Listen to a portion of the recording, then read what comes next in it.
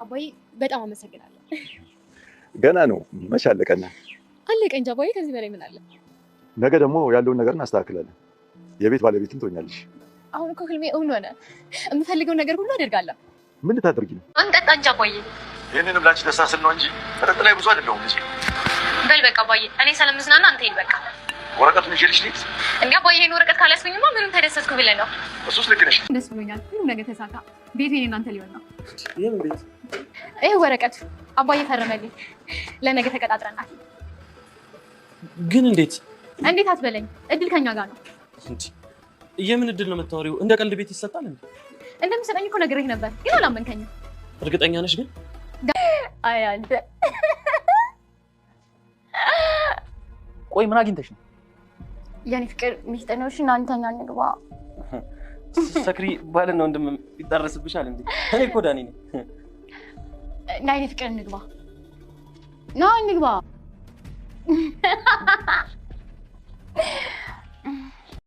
የካሌብ አባት የሐሰት ሰነድ በማዘጋጀት ቴና ላይ እየቀደዱባት ነው። እሷ ግን እውነተኛ ትክክለኛ መስሏት እጅግ በጣም ተደስታለች።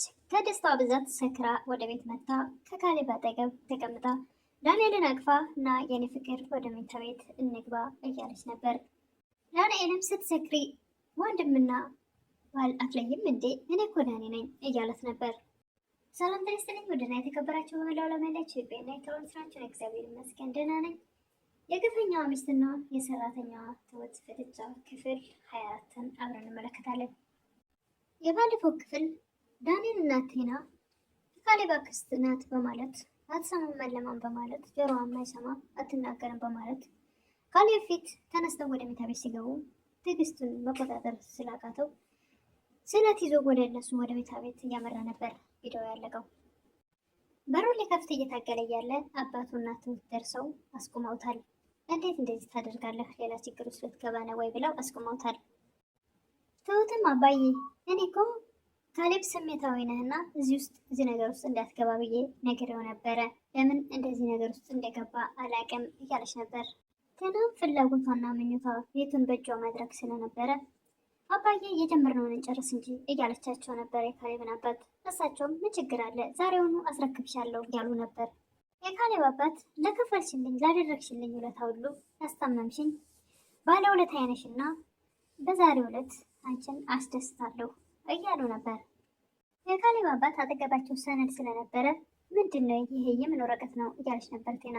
ይሄ የቤታችን ሰነድ ነው እያሏት ነበር። በቃ ና እንሂድና አሁን እናስተካከል እያለቻቸው እሺ እንሄዳለን እያሉ ነበር። እነሱ ይህንን እየተነጋገሩ እያለ ካሌብ ደግሞ የካሌብ አክስት መሆኑ ቀርቶ ካሌብ ሆኖ ወደ ቀድሞ ማንነቱ ተመልሶ ወደ ቤት ይመጣል። ቴናም በድንገት ስለመጣባት ለምን መጣፍ ትለዋለች። ዘንግጣ ነበርና እሱም እንዴ ሲላት አይ ማለቴ የሚል በሀሳቧን ተቀይራለች። ካሌብ ለአባቱ ያሰብኩት ከሳካልኝ አይደል ይላቸዋል። እሳቸውም አዎ በሚገባ ተሳክቶልሃል ይላሉ። ቴናም ምንድን ነው መድኃኒት ሳካላችሁ ትላለች። አይ ሰርፕራይዝ ነው ትቆያለሁ ብዬ ቶሎ ስለመጣሁ ማለቴ ነው እያለ ነበር ካሌብ። ቴናም እኔ እናንተ እንሄዳለን ያልንበት ቀረናይ ማለት ነው አባዬ እያለች ነበር። ካሌብ የት ልትሄዱ ነበር ይላል። የካሌብ አባትም ካሌብ ምንም እንደማያውቅ አድርገው አይ የሆነ ቦታ ሄደን በዛው ቡና እንጠጣለን ብለን ነበር ይላል።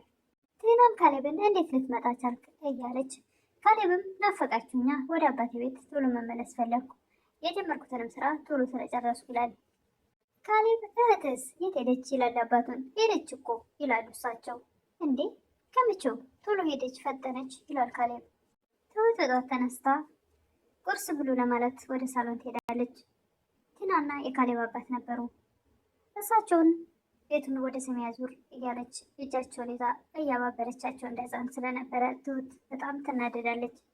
ቴናም የካሌብ በድንገት መምጣት በጣም አበሳጭቷታል። እጅግ በጣም ተበሳጭታለች። የጀመርኩት ነገር እሳቸው ሳይፈርሙልኝ ነገሮች ሳይስተካከሉ መድረሱ ነገሮችን ሊያደናቅፍብኝ ነው እያለች ነበር። ወደ ውጭ ወጥታ ከዳንኤል ጋር ተገናኝታ ነገሩን አልገባኝም፣ አባትና ልጅ ነገራቸው ምንም አልገባኝም፣ የተመካከሩም ይመስላል እያለች ነበረ። ቴናም ትሁትን ያሰብኩትን ሀሳብ ለማደናቀፍ አንቺ ሁልጊዜም ትጥሪያለሽ ያለቻት ነበር። እስቲ ሲሳካልሽ እናያለን እያለች ነበር ትሁት። ቴና የካሌብን አባት በተደጋጋሚ እዛ የፈለገችው ቦታ ወስዳ እንዲፈርምላት ታደርጋለች። ትጠይቃቸዋለች በተደጋጋሚ። እሳቸውም ችግር አለ ብለው ይሄዳሉ። ካሌብ ቢሰማ ግን ምን ሊፈጠር ይችላል ትላቸዋለች። እሳቸውም በፍጹም ሊሰማ አይችልም፣ ቢሰማስ ደግሞ ንብረቱ የኔ ነው፣ እሱ ምን ይመለከተዋል እያሉ ነበር። እሳቸውም የተዘጋጀው የሐሰት ሰነድ መሆኑን ስላወቁ ምንም ቦታ አልሰጡትም። ቴናም አባዬ በጣም አመሰግናለሁ እያለች እጅግ በጣም ተደስታለች። ተፈራርመው ሲመለሱ ሬስቶራንት ሄደው ልጋብዝ እፈልጋለሁ፣ አብረን ምሳ እንብላ እንጠጣ እያለቻቸው ነበር። በህይወቴ ያሰብኩት እንደ ዛሬ ተሳክቶልኝ አያውቅም አባዬ፣ ዛሬ በጣም ደስተኛ ነኝ እያለች እሳቸውንም ጠጡ ትላቸዋለች። እሳቸውም አይ እኔ ስለ ደስታች ብዬ ነው እንጂ መጠጥ ላይ ብዙ አይደለሁም ይሏታል። ከተደሰቱ ደስ እንድላት ብለው እሳቸውን መጠጡንም ግብዣውንም ከተቀበሉ በኋላ አሁን ወደ ቤት እንሂድ ይሏታል። አይ እኔማ እዚሁ ደስታዬን አጣጥማለሁ፣ አንተ ቢያንስ አንተ መሄድ አለብህ ትላቸዋለች። እሳቸውም እሺ ብለው ይሄዳሉ። ዳንኤልን ትጠራለች። ዳንኤልንም ሰነዱን ይዛ ስለነበረ በጣም ደስ እንዲለው አደረገች።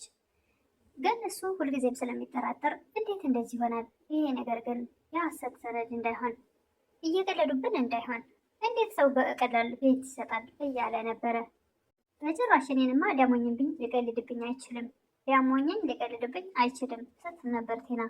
ማመን አለብህ ዶክሜንቱን ኤው ብላ ታሳየዋለች። እኔ ጋ ይሁን ይላል ዳንኤል። አይ እኔ ጋር መቆየት አለበት ትላለች ቴና። ዳንኤልም ተጠራጠርሽኝ ይላታል።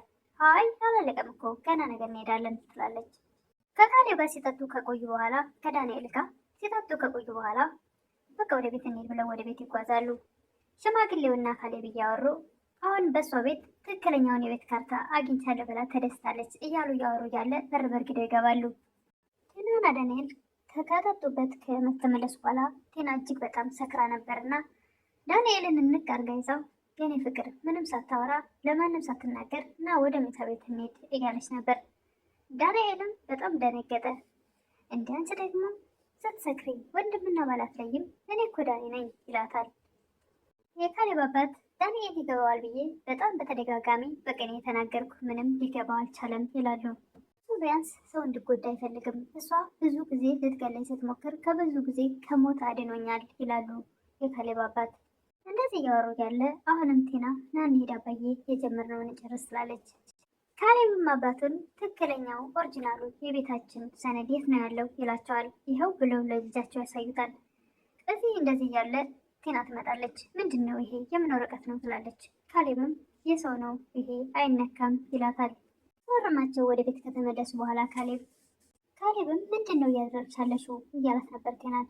ዶክመንቱን በመያዝ ምንድን ነው እየሰራሽ ያለሽው ይላታል። አባዬ እኮ ነው እኔ እኮ በካሌብ ስም ይሆን ብዬው ነበረ፣ እሱ ግን ሴት ትሻላለች ብሎኝ ነው እያለች በፍርሃት በመቀጠል እየነገረችው ነበር።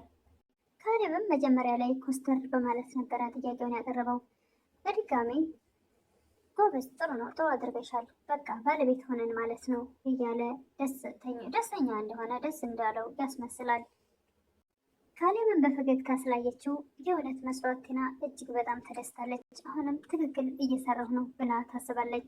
የግፈኛዋ ሚስትና የሰራተኛዋ ትሁት ፍጥጫ የዛሬው ክፍል 24 ይህን ይመስል ነበረ። በቀጣይ እስክንገናኝ መልካም ቆይታ እላለሁ። ለምታበረታቱኝ እህቶቼ ምስጋና ከልብ ነው። አሁንም አብሮነታችሁ አይለኝ እላለሁ። ቪዲዮን ስትጀምሩ ላይክ በማድረግ ጀምሩ። አዲስ የሆናችሁ ደግሞ ሰብስክራይብ እያደረጋችሁ ቤተሰብ ሁኑ እላለሁ። አመሰግናለሁ።